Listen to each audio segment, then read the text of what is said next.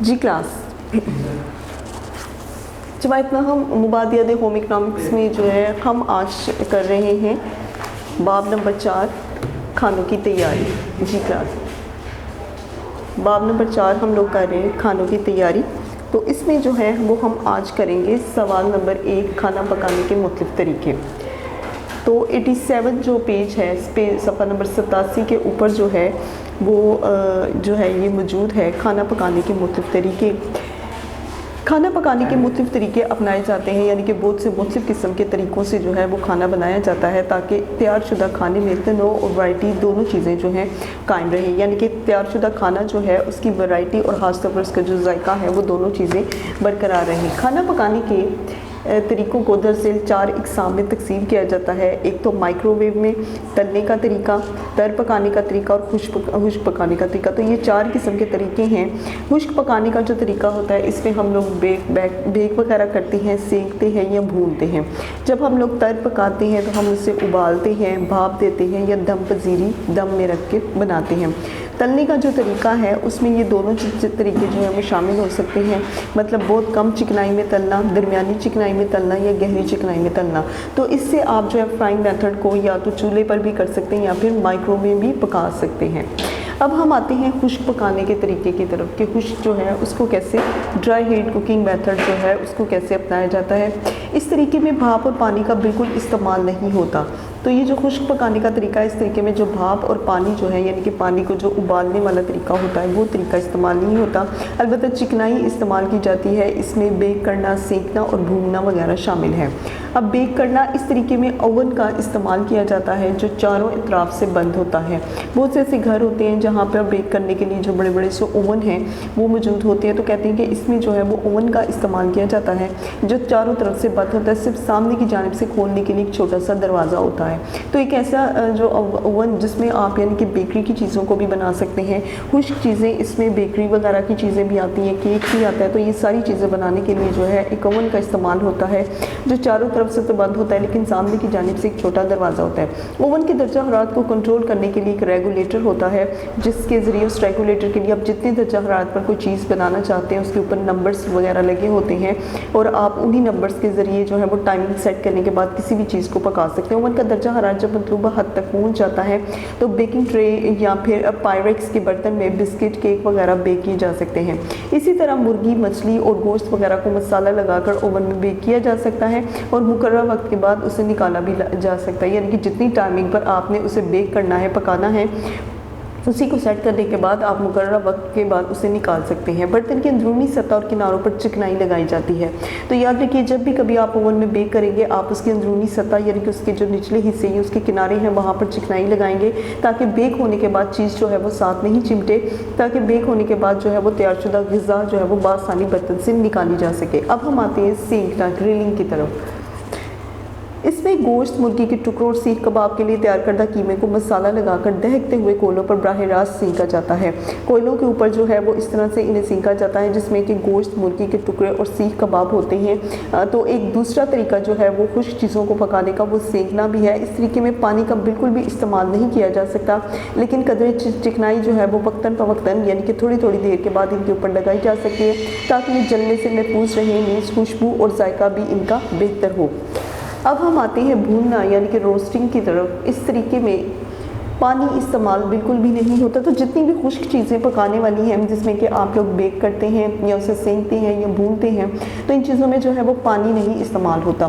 Fry pan या देगची में घी या तेल इतनी मिकदार में इस्तेमाल किया जाए जिसमें मतलूबा शय इस तरह भुनी जा सके कि वो जले नहीं।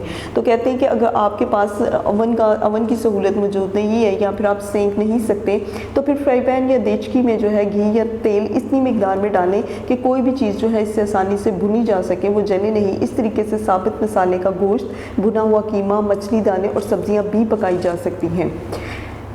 अब हम लोग आते हैं सेकंड पॉइंट, नेक्स्ट पॉइंट की तरफ। तर पकाने का तरीका, मोस्ट हीट कुकिंग मेथड। इस तरीके में उबालना, भाप देना और दम पजीरी यानी कि स्ट्यूइंग वगैरह जो है वो भी शामिल है। इसको स्ट्यू करने के बाद यानी कि दम रखने के बाद भी कुछ तर चीज़ों को जो है आप पका सकते हैं और इस तरीके में पानी इस्तेमाल हो सकता है। यानी कि जितनी भी तर चीज़ें हैं, तर का मतलब ये है गीला, यानी कि तर चीज़ों को पकाने के लिए आप जो है इसमें पानी का इस्तेमाल करेंगे। अब इसके भी कुछ पॉइंट्स हैं, जिसमें सबसे पहला पॉइंट है उबालना। इस तरीके में पानी का दर्जा हरारत 100 सेंटीग्रेड जो है इस तक पहुंचाया जाता है। इस तरह से सब्जियां, अनाज और चावल वगैरह जो है वो उबाले जाते हैं। यानी कि दर्जा हरारत जो है वो 100 सेंटीग्रेड तक आप अपने चूल्हे का रखेंगे और इससे जो है आप सब्जियां, अनाज या चावल वगैरह को बआसानी उबाल सकते हैं। इसके लिए पानी की इतनी मिकदार इस्तेमाल की जाती है जिसमें खुराक आसानी से गल जाए। यानी कि पानी ना तो बहुत ज़्यादा कम हो और ना ही इतना ज़्यादा हो कि खुराक जो है वो बहुत ज़्यादा पकते पकते जो है वो नरम पड़ जाए। तो कहते हैं कि इतनी मिकदार होनी चाहिए जिसमें खुराक बआसानी गल जाए और पानी भी उसका ज़ाया ना हो, ताकि ज़्यादा से ज़्यादा ग़िज़ाइयत महफूज की जा सके। अब हम आते हैं इसकी स्टीमिंग की तरफ, यानी कि भाप देना। सब्जियों को पानी या दूध का छींटा देकर ढाँप दिया जाता है। आप इन दोनों चीज़ों को, मतलब तर चीज़ों को जिसमें कि आप पानी वगैरह या दूध का छींटा देकर, या कुछ सब्जियां ऐसी भी होती हैं कि जो आप सिरके में पकाना चाहते हैं या लेमन वगैरह में डालकर भी पकाना चाहते हैं, तो उसके अपने अपने एक सब्ज़ी पकाने के एक अपने मेथड या तरीके के मुताबिक आप उन्हें ढाँप देते हैं और हल्की आँच पर इसे पकाया भी जाता है ताकि ग़िज़ा जो है वो नरम हो जाए, लेकिन इसकी ताज़गी और इसकी शक्ल हैत जो है वो बरकरार रहे। इसकी ताज़गी मुसलसल बरकरार है और इसकी शक्ल भी। मछली और सब्जियां वगैरह ज़्यादातर इसी तरीके से ही पकाई जाती हैं। तो जितनी भी मछली या सब्जियां वगैरह हैं वो कम से कम आप जो है वो पानी में अगर पकाते हैं स्टीम के तरीके से, तो वो यही तरीका है जिससे पकती हैं। अब हम आते हैं दम पजीरी यानी कि स्ट्यूइंग की तरफ। स्ट्यूइंग में दरमियाना दर्जा पर ढक्कन वाले बर्तन जो हैं, अच्छा ये ढक्कन है, दरमियाना दर्जा में ढक्कन वाले बर्तन में पकाने के इस तरीके को दम पजीरी कहते हैं। यानी कि आप अपनी जो चूल्हे की जो आंच है उसको बिल्कुल दरमियाने दर्जे पर रखें, उसकी हरारत जो है वो बिल्कुल दरमियाने दर्जे में होनी चाहिए और बर्तन के ऊपर जो है वो कोई चीज़ रखें ताकि कोई ढक्कन वगैरह अच्छी तरह से उसको कपड़े के साथ कवर करके ताकि अच्छे से दम लग सके। कम पानी में गलाने के बाद गोश्त, मुर्गी या सब्जियों को हल्की चिकनाई में भुना जाता है और इस तरीके से खुराक नरम और खुश्क हो जाती है। अब हम अगले पॉइंट की तरफ आते हैं, तलने का तरीका। इस तरीके में खुराक की लज्जत, तवानाई और पेट भरने की सलाहियत बढ़ाने के लिए चिकनाई की मुख्तलिफ इक़साम मसलन घी, तेल, चर्बी, बलाई और मार्जरीन का इस्तेमाल किया जाता है। अब तलने के तरीके में जो है खुराक की लज्जत को, उसकी तवानाई को बरकरार रखा जाता है और पेट भरने की सलाहियत बढ़ाने के लिए, यानी कि पेट को भरना, अपनी भूख को ख़त्म करने वाली सलाहियत को बढ़ाने के लिए चिकनाई की मुख्तलिफ इक़साम मसलन घी, तेल, चर्बी, बलाई या फिर मार्जरीन का इस्तेमाल जो है वो किया जाता है। ये चिकनाइयाँ चीज़ों को तलने और पकाने के लिए इस्तेमाल होती हैं। तो ये जितनी भी चिकनाइयाँ हैं ये चीज़ों को तलने के लिए, उनको पकाने के लिए इस्तेमाल की जाती हैं। इस तरीके में पानी का इस्तेमाल बिल्कुल नहीं होता। चिकनाई को एक ख़ास दर्जा हरारत तक गर्म करके इसमें मुख्तलिफ चीज़ें तली जाती हैं। जो भी चीज़ आप तलना चाहें उससे पहले आप जो है वो चिकनाई को एक ख़ास दर्जा हरारत पर गर्म करें ताकि इसमें चीज़ जो है वो अच्छी तरह से तली जा सके। खुराक को तलने के लिए दरअसल 3 तरीके इस्तेमाल होते हैं। बहुत कम चिकनाई में तलना। कुछ खुराक ऐसी भी होती है जिन्हें के आप ख़ास तौर पर जो दिल के अमराज लोग होते हैं, अगर वो कुछ ऐसी चीज़ें इस्तेमाल भी करना चाहें जैसे कि मछली वगैरह हो गई, तो उसे जो है वो आप बहुत ज़्यादा तेल में ना तलें ताकि उनके लिए जो है वो नुकसानदेह ना हो। तो कुछ ऐसी भी चीज़ें होती हैं जिन्हें आप कम चिकनाई में तलते हैं। इस तरीके में चिकनाई की बहुत कलील मिकदार इस्तेमाल की जाती है। कलील मिकदार, बड़ी कम मिकदार जो है आप चिकनाई की इस्तेमाल करते हैं और इस बात का ख्याल रखा जाता है कि दर्जा हरारत जो है वो दरमियाना हो ताकि खाने में हरारत सही तौर पर मुंतकिल हो जाए। इसका दर्जा हरारत यानी कि उसकी जो स्टीम है, जो आग है, वो बिल्कुल दरमियाने दर्जे का होना चाहिए ताकि उसकी हरारत जो है वो सही तौर पर चीज़ तक मुंतकिल हो जाए और इसमें मुनासिब नमी भी बरकरार रहे। मछली के कतले, मुर्गी के पार्चे और कटलेट्स वगैरह इस तरह से तले जाते हैं। इसके अलावा मकई के दाने, बादाम और मूंगफली की गिरियाँ वगैरह भी इसी तरीके से भुनी जाती हैं। दरमियानी चिकनाई में तलना। चपली कबाब, शामी कबाब, पराठे, फ्रेंच टोस्ट और चांप दरमियानी चिकनाई में तले जाते हैं। तली जाने वाली शय की तकरीबन आधी मोटाई चिकनाई में डुबो दी जाती है। तो ये जो चीज़ें हैं इन्हें तकरीबन मुकम्मल तेल के अंदर नहीं डुबोया जाता, बल्कि इतना डुबोया जाता है जिसकी मोटाई जो है वो आधी हो। यानी कि अगर आप इनमें से कोई भी एक चीज़ रख रहे हैं तो ये अगर आप पराठा या कबाब रख रहे हैं तो उसका जो आधा हिस्सा है वहाँ तक तेल की मिकदार पहुँचनी चाहिए। और फिर सुर्ख या ब्राउन करने के बाद इसे चिकनाई से निकाल दिया जाता है, क्योंकि सुर्ख और ब्राउन करने के बाद ये आपको इस बात का अंदाज़ा हो जाता है कि चीज़ जो है वो पक चुकी है। गहरी चिकनाई में तलना। अब इसका तीसरा पॉइंट है, इस तरीके में चिकनाई की कसीर मिकदार इस्तेमाल की जाती है, यानी कि काफ़ी ज़्यादा चिकनाई ऑयल या घी वगैरह जो है वो इस्तेमाल किया जाता है, और तलने वाली चीज़ जो है इसमें मुकम्मल तौर पर डूबी हुई होती है।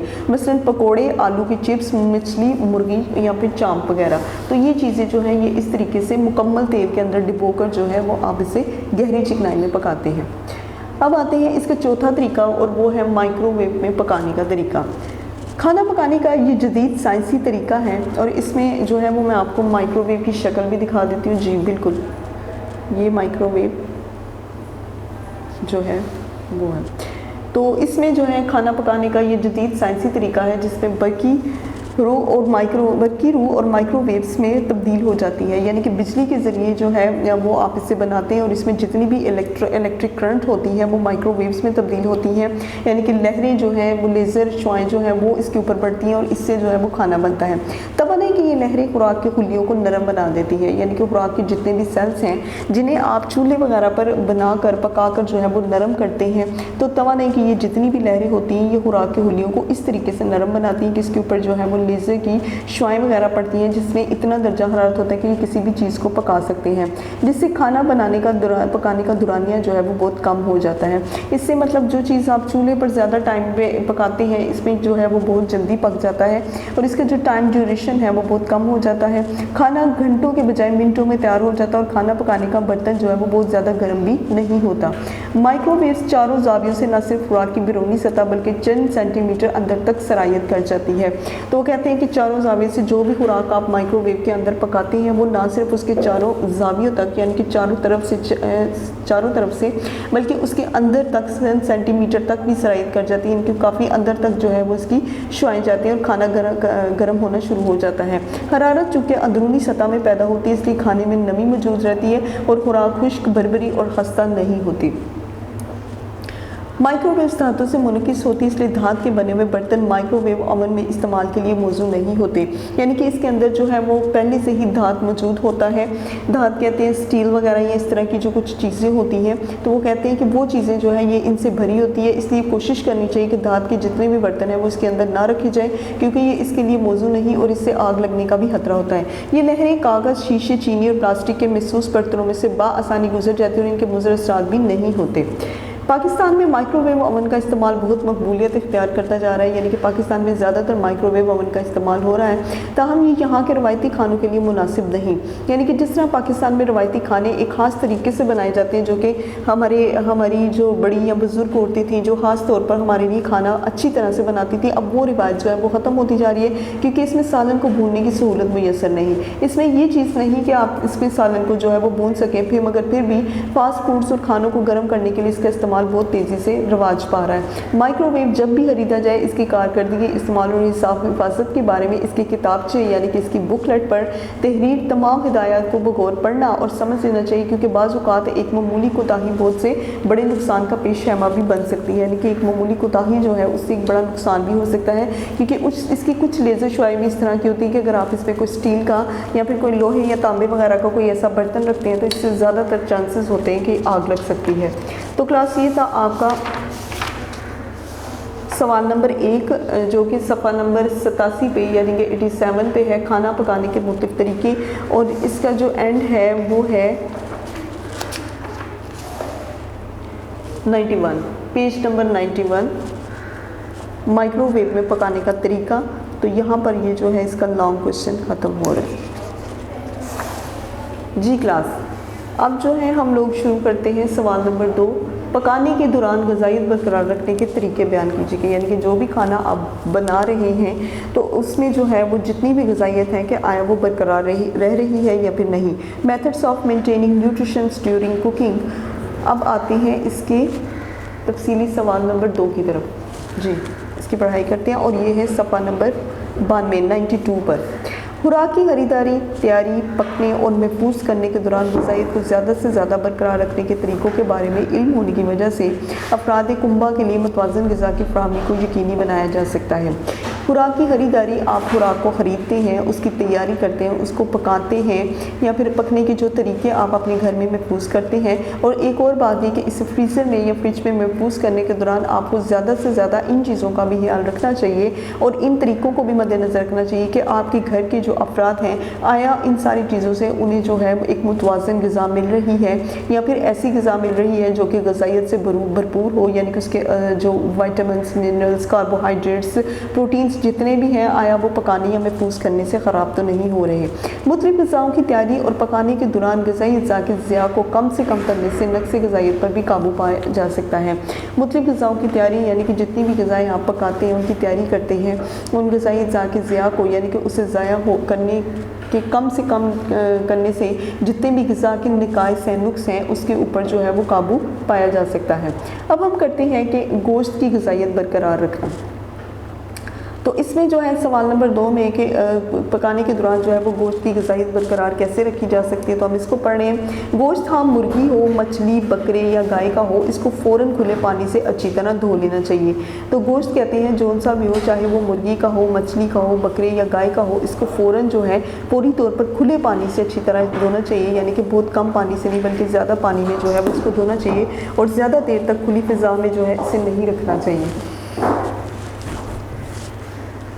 नंबर 2, गोश्त को काबिल हज़म बनाने के लिए इसको पकाना ज़रूरी है। तो गोश्त को अगर आप हज़म होने के काबिल या हज़म करने के काबिल बनाना चाहते हैं तो इसको जो है पकाना सबसे ज़्यादा ज़रूरी है, क्योंकि गोश्त में मौजूद प्रोटीन जमकर सख्त होना शुरू हो जाते हैं। तो जो ही आप इसे फ्रीज़ करते हैं तो इसके साथ जो है इसके प्रोटीन भी जमना शुरू हो जाते हैं और गोश्त में मौजूद चर्बी और चिकनाई पिघल कर गोश्त को नरम और जायकेदार बना देती है। तो इसमें जितनी भी चर्बी या चिकनाई है वो पिघल कर इसको नरम या फिर जायकादार बनाती है। सालन में चिकनाई ज़ाया नहीं होती, लेकिन अंगारों पर सीख कबाब या फिर टिक्के वगैरह बनाने की सूरत में ये पिघल कर ज़ाया हो जाती है।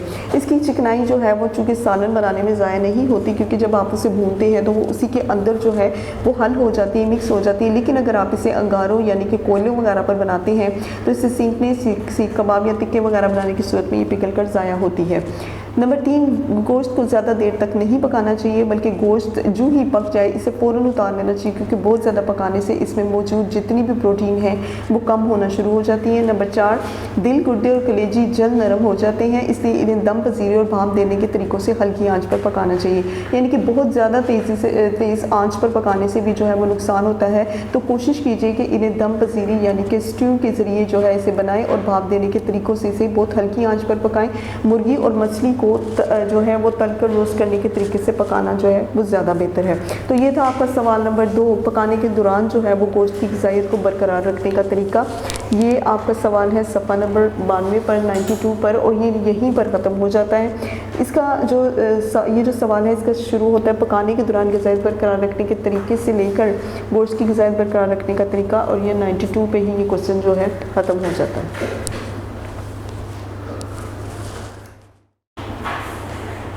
जी, तो सवाल नंबर 3 आपका मगरबी तरीके से खाना पेश करना, western method of meal service, और इसका है ये पेज नंबर 99 पर। मगरबी तरीके में खाना मेज़ कुर्सी पर बैठकर खाया जाता है, यानी कि हमारे यहाँ पर जो मशरक़ी तरीका है वो तरीका है कि ज़मीन के ऊपर चटाई वगैरह या फिर कोई दरी वगैरह बिछा कर खाया जाता है, लेकिन मगरबी तरीका जो है वो उसमें खाना जो है वो मेज़ कुर्सी पर बैठकर खाया जाता है। और खाने की हर चीज़ के अलग अलग चम्मच और कांटा, सलाद के लिए कांटा, हर फल के लिए कांटा और मीठे के लिए छोटा चम्मच इस्तेमाल होता है। तो वहाँ पर भी जो है वो खाने की चीज़ों के लिए मुख्तलिफ़ किस्म के चम्मच, कांटे या फिर ये चीज़ें जो है ये दरकार होती हैं, और उसमें मीठे के लिए जो है वो छोटा चम्मच इस्तेमाल किया जाता है। मेज़ पर बैठकर मगरबी अंदाज में खाना 2 तरीक़ों से पेश किया जाता है। एक तरीका है गैर रस्मी अंदाज और दूसरा है रस्मी अंदाज। गैर रस्मी अंदाज में खाना पेश करना, informal style of meal service. इस अंदाज में खाना मेज़ पर मुख्तलिफ डोंगों हाँ जी, इस अंदाज में खाना जो है वो मेज़ पर मुख्तलिफ डोंगों में, डिशों में रख दिया जाता है। सालन के डोंगे हर एक के सामने बढ़ाए जाते हैं, जिनसे तमाम अफराद हस्बे मंशा यानी कि अपनी ज़रूरत के मुताबिक खाना अपनी प्लेट में निकाल लेते हैं। पानी के लिए गिलास जो है वो दाएं हाथ की तरफ रखा जाता है। मीठी चीज़ या फल हमेशा खाने के आखिर में पेश किया जाता है, मतलब कोई मीठी डिश या मीठी चीज़ जो भी कुछ होती है या फल वगैरह होता है वो खाने के आखिर में पेश किया जाता है। मेज़ पर मीठी डिश लाने से कबल खाने के छोटे बर्तन उठा लिए जाते हैं। आखिर में मेज़ से उठने के बाद कुर्सी दोबारा अपनी जगह पर रख दी जाती है, यानी कि जब आप खाना वगैरह खा लेते हैं, खाने से फारिग हो जाते हैं, तो कुर्सी जो है वो दोबारा अपनी सीट पर रखी जाती है। अब उसमें है रस्मी अंदाज में खाना पेश करना। Formal style of meal service के रस्मी अंदाज में आप किस तरह से खाना पेश करते हैं। इस अंदाज में घर के अफराद में से एक शख्स मेज़बान, होस्ट या होस्टेस जो होता है और खाना खिलाने की जिम्मेदारी इसकी होती है। तो जो भी कोई मेज़बान उस घर में होता है उसकी ज़िम्मेदारी होती है कि वो खाना जो है वो भरपूर तरीके से दूसरों को खिलाए और इस तरह से उनके सामने पेश करे कि उन्हें किसी किस्म की कोई दिक्कत पेश ना आए। खाना मेज़बान से शुरू किया जाता है ताकि खाने के किसी खास तरीके से अगर मेहमानों को वाक़फ़ियत ना हो तो वो मेज़बान कर देखकर इसी अंदाज से खाना खाएँ। तो कहते हैं कि खाना जो है वो मेज़बान ही से शुरू होता है, मेज़बान खुद खाना शुरू करते हैं ताकि खाने की किसी ख़ास तरीके से, मतलब किसी ख़ास जो तरीका है जो उनके घर में रस्म और रिवाज के मुताबिक अपनाया जाता है, अगर मेहमानों को उससे वाक़फ़ियत ना हो तो वो मेज़बान को देखकर इसी अंदाज से खाना खाएँ। मेज़ पर हर कुर्सी के सामने हर शख्स के लिए एक मैट बिछाया जाता है जिसे कवर कहते हैं। तो हर कुर्सी पर, मेज़ पर जो भी कोई कुर्सी है उसके सामने हर एक शख्स के लिए जो एक मैट बिछाया जाता है जिसको कवर भी कहते हैं, और इस कवर पर हर फर्द के लिए क्रॉकरी और कटलरी वगैरह रखे जाते हैं। अब रस्मी अंदाज में खाना खाने के लिए छुरी, चमचे और कांटे का कसरत से इस्तेमाल होता है। कांटा हमेशा बाएं हाथ और छुरी जो है वो दाएं हाथ पर होती है। छुरी की धार वाला हिस्सा प्लेट की जानिब रखा जाता है। नैपकिन हमेशा इस्तेमाल से कबल बाएं हाथ रखा जाता है या फिर ग्लास में भी सजाया जा सकता है। मेज़ पर सिर्फ इस खाने के बर्तन रखे जाते हैं जो सबसे पहले, मेज़ पर सिर्फ वो खाने बर्तन रखे जाते हैं जो सबसे पहले पेश करना हो। मसलन सूप या जूस, अगर सूप या जूस वगैरह आप पहले पेश करना चाहते हैं तो सबसे पहले वो बर्तन रखे जाएंगे। पहले नंबर पर गोश्त, मछली और मुर्गी से बनी अशिया जिनको मेन डिश कहते हैं वो रखी जाती है। सब्ज़ी या दाल से बनी अशिया जिसको साइड डिश कहते हैं वो रखी जाती है और दूसरे नंबर पर रखी जाती है। इसके साथ ही सलाद और रोटी चावल वगैरह भी जो हैं वो सब चीज़ें भी इस्तेमाल की जा सकती हैं। खाना हमेशा बाईं जानिब से पेश किया जाता है ताकि बैठा हुआ हर फर्द अपने दाएं हाथ से सहूलत के साथ अपनी प्लेट में खाना डाल सके। तो खाना जो है वो हमेशा बाईं जानिब से पेश किया जाता है, उसी तरफ से शुरू किया जाता है ताकि बैठा हुआ हर फर्द अपने दाएं हाथ से सहूलत के साथ जो है वो अपनी प्लेट में खाना डाल सके। चाय या कॉफ़ी की प्याली का कुंडा इस्तेमाल करने वाले की दाईं जानिब होता है। तो चाय या कॉफ़ी की प्याली जो भी आप इस्तेमाल करते हैं उसका कुंडा इस्तेमाल करने की जो तरफ होती है, जो जानिब होती है वो दाईं होती है। पानी और जूस दाईं जानिब से पेश किया जाता है। खाना खाने के दौरान हल्की फुल्की और दिलचस्प गुफ्तगू जारी रखना भी मेज़बान की जिम्मेदारी है। कोशिश की जाए कि मेज़ पर मौजूद तमाम चीज़ें थोड़ी थोड़ी ज़रूर खाई जाएँ ताकि मेज़बान की दिलशिकनी ना हो। हाँ जी, तो अब ये था आपका तफसीली सवाल नंबर 3, मगरबी तरीके से खाना पेश करना। ये आपका सफ़ा नंबर 99 से शुरू होकर सफ़ा नंबर 100 पर जो है ये आपका लॉन्ग क्वेश्चन ख़त्म हो जाता है। अब हम आते हैं सवाल नंबर 4, खाना पेश करने में सफाई की अहमियत। खाना पेश करने में सफाई की क्या अहमियत है? नंबर 1, खाना पेश करने में बर्तनों, खानों और मेज़ या दस्तरखान का साफ़ होना नहायत ज़रूरी है। यानी कि जिन बर्तनों में आप खाना पेश करते हैं वो खानों और मेज़ या के जितने भी दस्तरखान हैं उनका साफ़ होना बहुत ज़रूरी है। खाना पेश करने में ज़ाती सफाई को मद्देनज़र रखना ज़रूरी है, यानी कि ख़ुद भी हो जो है आप साफ़ सुथरे हों। खाना पेश करने से कबल हाथों को अच्छी तरह से धो लें। खाना जिस तरीके से भी पेश किया जाए तमाम बर्तनों का हुश रंग, साफ़ सुथरा और हम आहंग होना ज़रूरी है, यानी कि ये टूटे फूटे ना हो, ये एक जैसे हो, हम आहंग हो या फिर इसमें कोई दरार वगैरह जो है वो ना हो। बर्तन खुश रंग यानी कि अच्छी डिज़ाइन के हों और साफ़ सुथरे हों। बर्तन और ग्लास जो हैं वो साफ़ सुथरे होने चाहिए। नंबर 6, साफ़ सुथरा खाने का कमरा और मेज़ ना सिर्फ ख़ातून खाना की सलीका शारी का मज़हर है बल्कि अफ़राद खाना की सेहत का ज़ामिन भी है। तो साफ़ सुथरा खाने का कमरा, जिस कमरे में आप खाना पेश करते हैं वो भी साफ़ सुथरी होनी चाहिए, और मेज़ जो है वो ना सिर्फ किसी घर की खतून की सलीका शारी को ज़ाहिर करता है बल्कि अफ़राद खाना की सेहत का ज़ामिन भी है। यानी कि सफाई सुथराई से जो है वो आपके घर के अफराद की सेहत भी जो है उसी पे डिपेंड करती है। तो ये है सफ़ा नंबर 103 पर खाना पेश करने में सफाई की अहमियत। ये आपका यहाँ से सफ़ा नंबर 103 तक ये एक पैराग्राफ में ही जो है ये आपका लॉन्ग क्वेश्चन आ जाता है। तो अब हम क्लास आते हैं ग़िज़ाएँ स्टोर करने के मुख्तलिफ़ तरीके। सवाल नंबर 5, घरों में ग़िज़ा को महफूज करने के लिए मुख्तलिफ़ तरीके इस्तेमाल किए जाते हैं। क्या आप अपने घरों में जो है वो ग़िज़ा को किस तरीके से महफूज कर सकते हैं? मसलन मंजमद करना, उसे फ्रीज़ करना, रेफ्रिजरेटर में रखना, खुश्क करना, अचार, चटनी और मुरब्बा जात वगैरह बनाना। अशिया खुर्दनी को रेफ्रिजरेटर में स्टोर करना कि किस तरह से जो है वो आप खाने पीने वाली अशिया को रेफ्रिजरेटर में जो है स्टोर करते हैं। घरों में अशिया खुर्दनी को स्टोर करने का सबसे मकबूल तरीका, सबसे जो तरीका जो है वो ज़्यादा माना जाता है, जो मशहूर व मकबूल है, वो फ्रिज में महफूज करना होता है। 0 सेंटीग्रेड से 4 सेंटीग्रेड तक के दर्जा हरारत तक जो है आपका ग़िज़ा मौसर तरीके से तवील मुद्दत तक काबिल इस्तेमाल रह सकती है। यानी कि इस सेंटीग्रेड तक जितनी भी ग़िज़ा है वो मौसर तरीके से जो है वो तवील मुद्दत तक, लंबे अरसे तक जो है वो काबिल इस्तेमाल रह सकती है। बिजली से चलने वाले रेफ्रिजरेटर में दर्जा हरारत इन्हीं दर्जों तक बरकरार रहता है। बिजली से चलने वाले जितने भी रेफ्रिजरेटर हैं उनमें दर्जा हरारत इन्हीं दर्जों में, यानी कि 0 सेंटीग्रेड से 4 सेंटीग्रेड तक जो है वो बरकरार रहता है। इसलिए जल्द ख़राब होने वाली अशिया खुर्दनी मसलन अंडे, गोश्त, दूध, फल और सब्जियाँ वगैरह जो हैं वो काफ़ी अरसे के लिए फ्रिज में रखे जा सकते हैं। लेकिन इन अशिया को जो ही फ्रिज से बाहर निकाला जाए, इन चीज़ों को जो ही आप फ्रिज से बाहर निकालते हैं, दर्जा हरारत में इजाफा हो तो बैक्टीरिया की नशोनुमा में तेज़ी आने लगती है। तो इन चीज़ों को जब आप फ्रिज से बाहर निकालते हैं और इसका दर्जा हरारत यानी कि हीट जो है वो अगर ज़्यादा होती है तो ये बैक्टीरिया की नशोनुमा, इसमें जो बैक्टीरिया है वो तेज़ी से आने लगता है, जिससे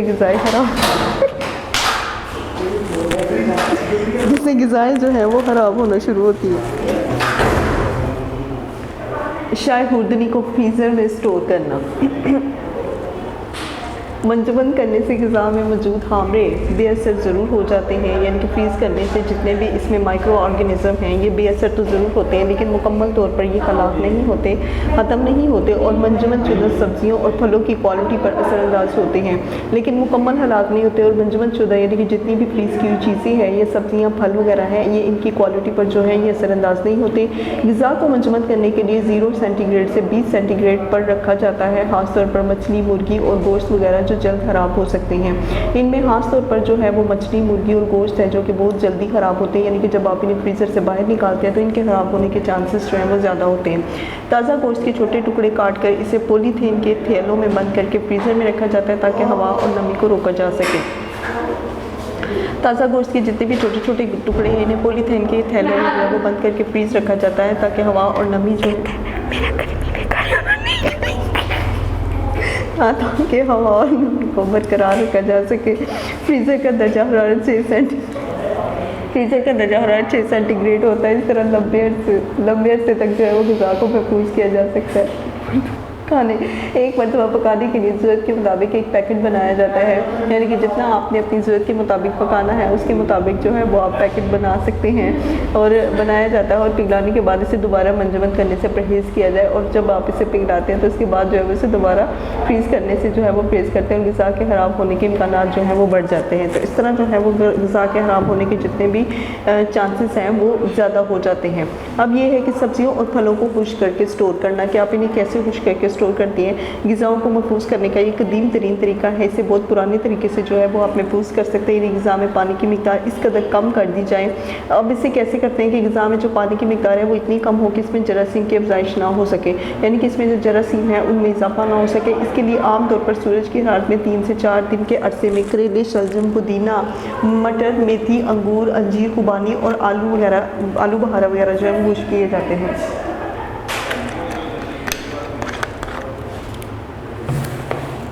अब सब्जियों और फलों का अचार।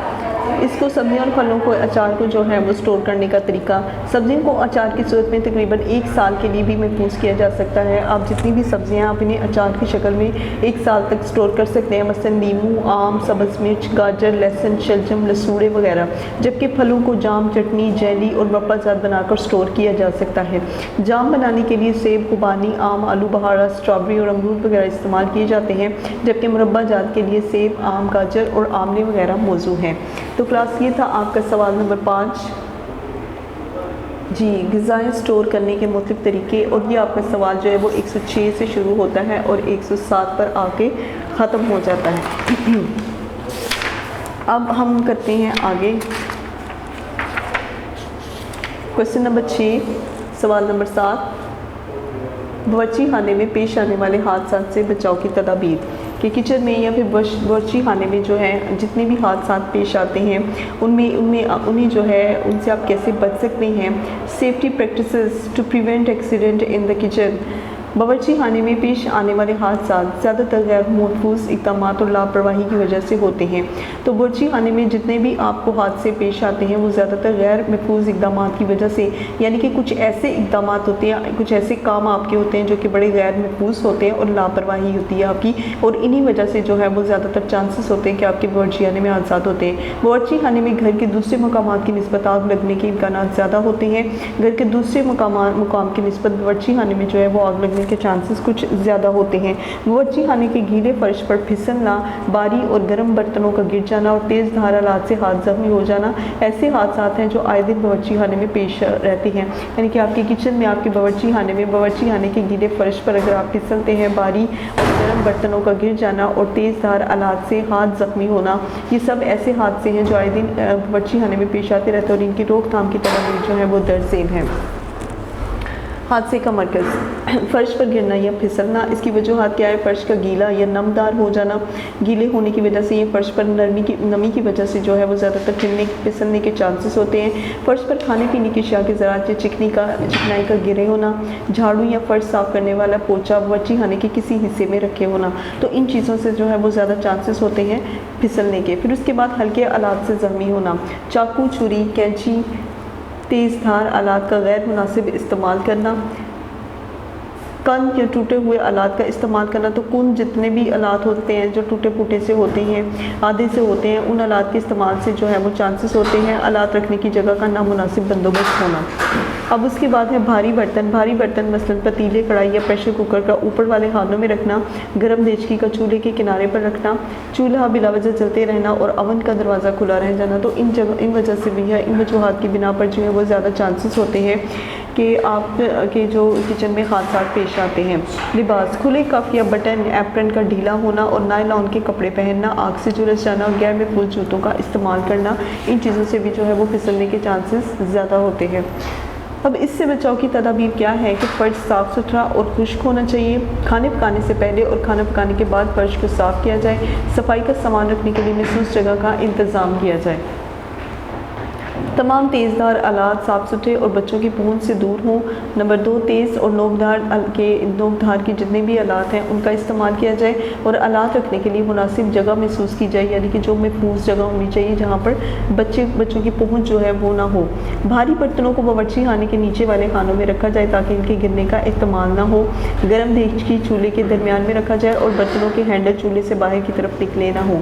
खाना पकाने के बाद चूल्हा फ़ौरन बंद कर दिया जाए। अवन का दरवाज़ा भी फौरी तौर पर बंद किया जाए। मुनासिब लिबास का बटन एप्रन का दुरुस्त इस्तेमाल किया जाए। नीज नायलॉन के कपड़े इस्तेमाल ना किए जाए। महफूज और ना फिसलने वाले जूते या फिर चप्पल वगैरह जो है इनका भी इस्तेमाल किया जाए। तो ये है आपका सवाल नंबर 6 114 सफ़े पर बावर्ची खाने में पेश आने वाले हादसात की तदाबीर, और ये 114 सफ़े पर ही जो है इसकी बचाव की तदाबीर, यहाँ तक इसका एंड होता है। अब आते हैं सवाल नंबर 7 की तरफ। बावर्ची खाने में ग़िज़ा की तैयारी के दौरान हिफाजती इक़दाम। बावर्ची खाने और अहले खाना की सेहत का आपस में गहरा रब्त है, यानी कि बावर्ची खाने और अहले खाना की सेहत का इसलिए गहरा ताल्लुक़ है क्योंकि घर के जितने अफराद हैं उनकी सेहत उसी सूरत में बेहतर होगी कि अगर बावर्ची खाना जो है वो साफ़ सुथरा होगा और उसमें तमाम किस्म की जो खाना बनाने की तैयारियां हैं वो ठीक तरीके से हैं। बावर्ची खाने में ग़िज़ा की तैयारी के दौरान मंदरजा झेल हिफाजती इक़दाम इख्तियार करने ज़रूरी होते हैं। खाना पकाते वक्त ढीले ढाले और लटकते हुए कपड़े पहनने से गुरेज करें, यानी किस तरह के कपड़े हरगिज़ ना पहने जो कि लटकते हुए हों या ढीले डाले हों। एप्रन और ओवरऑल इस्तेमाल करें। ओवरऑल जो एप्रन है, यानी कि एक मुकम्मल एप्रन जो आपके कपड़ों के आगे है उसका इस्तेमाल करना ज़रूरी है, और दुपट्टे के दोनों सिरे और लंबे बाल बांधकर एप्रन या ओवरऑल के अंदर कर लें। नंबर 2, नायलॉन से बने हुए कपड़े जो आसानी से आग पकड़ लेते हैं। फिर कुछ ऐसे कपड़े जो कि नायलॉन के बने होते हैं ये बहुत आसानी से जो है आग पकड़ते हैं। इनको पहनकर चूल्हे के करीब हरगिज़ ना जाए क्योंकि आग लगने की सूरत में वो सिकुड़ कर जिल्द के साथ ही जो है वो चिपक जाते हैं और ज़्यादा नुकसानदेह होते हैं। तो ऐसे कपड़े जो कि नायलॉन वगैरह के होते हैं ये बहुत जल्दी जो है वो आग पकड़ती हैं क्योंकि ये स्किन के साथ जो है चिपकते हैं और इससे नुकसान के जो है ज़्यादा चांसेस होते हैं। नंबर 3, अगर कोई किसी शख्स कि कपड़ों में आग लग जाए तो इसे फौरी ज़मीन पर लेटकर जो है वो लौटना चाहिए। मतलब कहते हैं कि ज़मीन पर जो है वो उसे 2 3 4 बल लेने चाहिए, क्योंकि इस तरह से जो है वो आग ख़त्म होने के ज़्यादा चांसेस होते हैं। अगर मुमकिन हो तो अपने गिर्द कंबल या कोई भारी कपड़ा लपेट लें। मदद के लिए चलाते हुए भागना मज़ीद ख़तरनाक साबित हो सकता है कि अगर आप मदद के लिए चलाते हैं या फिर भागते हैं तो ये ज़्यादा ख़तरनाक हो सकता है, क्योंकि इस तरह जो है वो हवा आग को मज़ीद ऑक्सीजन मिलती है जिससे आग ज़्यादा भड़कने लगती है। तो इस तरह से जो है वो आग को मज़ीद ऑक्सीजन मिलती है जिससे जो है वो ज़्यादा भड़कती है। ज़मीन पर लेट जाने की सूरत में आग चेहरे की तरफ नहीं बढ़ती। अगर आप मतलब इस तरह से चांसेस है कि आग लग सकती है आपके कपड़ों को, तो आप फ़ौरन से जो है वो ज़मीन पर लेट जाएं, क्योंकि इस तरह से आग जो है वो चेहरे की तरफ नहीं आएगी। नंबर 4, माचिस की डिबिया को की तीली को जलाने से कबल जो है वो इससे बंद कर लें। माचिस जलाते वक्त इसका रुख अपने जिस्म से परे रखें। नंबर 5, खाना पकाने के लिए लकड़ी, कोयला, तेल और गैस वगैरह इस्तेमाल की जाती है। इनको एहतियात से जलाना चाहिए। माचिस की जलती हुई तीली फर्श पर हरगिज़ ना फेंकें, बल्कि बुझा कर किसी अलग जगह पर रखते जाएँ। नंबर 6, माचिस की डिबिया को बच्चों की दस्तरस से दूर और निस्बतन किसी ऊंची जगह पर रखें, क्योंकि ये चांसेस होते हैं कि बच्चे जो है अगर उसको जला लें तो आग भी लग सकती है। नंबर 7, जो चूल्हा जलाना मकसूद हो सिर्फ उसे ही खोलें। दूसरे मुतसिल चूल्हे के मुतालिक यकीन कर लें कि वो अच्छी तरह बंद है। नंबर 8, अगर गैस का चूल्हा जलाना हो और माचिस की तीली बुझ जाए तो गैस बंद करके दोबारा से तीली जलाएं। नंबर 9, अगर कोयलों का चूल्हा इस्तेमाल किया जाए तो कोयलों को सेल या खुली जगह में दिखाकर बावर्ची खाने में लाएं। यानी कि अगर कोयलों वाला चूल्हा आप इस्तेमाल करते हैं तो इसको पहले सेम में या किसी खुली जगह पर दिखाएं, फिर उसके बाद इसे बावर्ची खाने में लेकर आएँ। नंबर 10, मट्टी के तेल के चूल्हे में तेल की मिकदार मुनासिब रखनी चाहिए। अगर चूल्हे में आग भड़क जाए तो बुझाने के लिए इस पर पानी ना डालें और ना ही फूंक मारने की कोशिश करें, बल्कि रेत या कंबल इस पर फेंक दें ताकि आग बुझ जाए। नंबर 11, घी या तेल में तलते हुए ढक्कन करीब रखें। तो घी या तेल में कोई भी चीज़ जब आप तलते हैं तो ढक्कन जो है उसको करीब रखें। अगर फ्राई पैन या कढ़ाई में पड़े घी में आग लग जाए तो फ़ौरन आग बंद करके इस पर ढक्कन दे दें। नंबर 12, तलते हुए तली जाने वाली चीज़ों मसलन मछली या पकोड़े वगैरह को बर्तन के किनारे की तरफ से घी या तेल में डालें। कढ़ाई के दरमियान में डालने से ये जो है छींटे जिस्म पर पड़ने का इस्तेमाल होता है। यानी कि तलते हुए जितनी भी चीज़ें तलने वाली हैं मसलन मछली या पकोड़े वगैरह, इसको बर्तन के किनारे की तरफ से घी में डालें। यानी कि बिल्कुल दरमियान में जो है वो आप दरमियान से उसे नहीं फेंकें बल्कि किनारे से फेंकें ताकि वो फिसल के जो है वो कढ़ाई में जाए, क्योंकि कढ़ाई के दरमियान में डालने से छींटे जो हैं वो जिस्म पर पड़ने के चांसेस ज़्यादा होते हैं। नंबर 13, चूल्हे पर रखे फ्राइंग पैन या सॉस पैन के हैंडल को आग से बचाएं और बच्चों को उनके करीब हरगिज़ ना जाने दें। तलने वाले चमचों को लकड़ी का दस्ता लगा होना चाहिए, यानी कि जिस चीज़ों से आप तलते हैं उनके ऊपर जो है उनके साथ जो है वो दस्ता लकड़ी का होना चाहिए कि चमचे गर्म होकर हाथ जलने का बायस ना बने। नंबर 14, इस्तेमाल होने वाले बर्तनों और आलात के दस्ते कसे हुए हों। जो भी बर्तन आप इस्तेमाल करते हैं उनके जितने भी आलात हैं वो कसे हुए होने चाहिए। नंबर 15, प्रेशर कुकर खोलने से कबल इसके अंदर से तमाम भाप निकाल कर वेट हटाएं और इसके बाद ढक्कन एहतियात से खोलें। अगर ढक्कन आसानी से ना खुले तो समझ लें कि अभी इसमें भाप यानी कि स्टीम मौजूद है। प्रेशर कुकर को उस वक्त तक ना खोलें जब तक कि इससे पूरी भाप ना निकल जाए और इसको हरगिज़ ना खोलें। नंबर 16, उबलते हुए पानी का देगचा बड़ी एहतियात से उठाएं। ये यकीन कर लें कि इसे आसानी से उठाया जा सकता है या नहीं। देगचे में ढक्कन ज़रूर होना चाहिए क्योंकि भाप चेहरे और बाजुओं को मुतासिर करती है। यानी कि एकदम से अगर आप आगे उसकी तरफ हाथ करती हैं तो उसकी जितनी भी भाप है वो चेहरे और बाजुओं पर जो है वो चेहरे और बाजुओं को जो है मुतासिर करती है और देगचा हाथ से छूट सकता है। ढक्कन देगचे के साइज़ के मुताबिक और अच्छी तरह से अपनी जगह पर जमा हुआ होना चाहिए, क्योंकि बड़े ढक्कन से इसकी पकड़ में मजबूती नहीं रहती और वो फिसल सकता है। नंबर 17, भारी बर्तन उठाते या एक जगह से दूसरी जगह ले जाते हुए दूसरों से मदद हासिल करें। नंबर 18, देगचे का साइज़ चूल्हे से बहुत बड़ा नहीं होना चाहिए क्योंकि इसकी गिरने का अंदेशा जो है वो ज़्यादा होता है। 19, खाना जब पक जाए तो आग फ़ौरन बुझा देनी चाहिए। लकड़ियों को पानी से और कोयलों को ढकने वाले बर्तन में डालकर बुझा दें। यानी कि ऐसे बर्तन जो कि जिन्हें आप ढक सकते हैं, तो जलते हुए कोयलों को अगर आप उसमें डालेंगे तो ये ज़्यादा बेहतर है कि दूसरी चीज़ों को उसकी चिंगारी से आग नहीं लगेगी। गैस के चूल्हों को भी जलता हुआ हरगिज़ ना छोड़ें। नंबर 20, बावर्ची खाने में तमाम अशिया को लेबल करें, खास तौर पर अद्वियात, स्प्रिट, जानलेवा दवाएँ मसल चूहे मार या फिर जहरीली अशिया जो कि मसाला जात से दूर रखी जा सकती हैं, इनको दूर रखें और ख़ास तौर पर इनके ऊपर लेबल लगाएं ताकि पता हो कि ये दवाएँ किस चीज़ की हैं। 21, चाकू, छुरी और दूसरे तेज़ आधार जितने भी आलात हैं मसलन महसूस और निस्बतन बुलंद सतह पर बच्चों की दस्तक से दूर रखें। चाकू, छुरी या फिर जो दूसरे तेज़धार आलात हैं इन्हें ख़ास तौर पर जो है वो बच्चों से बहुत दूर रखें। चाकू या छुरी इस्तेमाल करते वक्त इसका रुख जिस्म की मुखालिफ सिमत में रखें। नंबर 22, बावर्ची खाने के फ़र्श पर अगर चिकनाई या पानी गिर जाए तो उसे फ़ौरन साफ़ कर दें। सब्जियों और फलों के छिलके फ़र्श पर बिखरे हुए ना हों क्योंकि इससे फिसलने का अंदेशा जो है वो बहुत ज़्यादा होता है।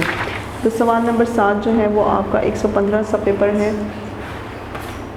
बावर्ची खाने में ग़िज़ा की तैयारी के दौरान हिफाजती इक़दामात 115 से 116 पर जो है वो आपका ये क्वेश्चन ख़त्म हो जाता है।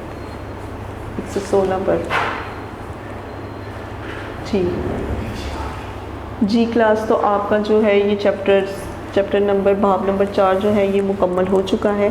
तो उम्मीद है कि आप इसके सारे सवालात जो हैं वो अच्छी तरह से करेंगे इंशाल्लाह। अल्लाह हाफ़िज़। वीडियो पसंद आई तो लाइक करें, अपनी राय कमेंट करें। ऐसे ही मजीद वीडियोस के लिए हमारा चैनल सब्सक्राइब करें और बेल का आइकन दबाएं ताकि आपको हर वीडियो का नोटिफिकेशन मिलता रहे।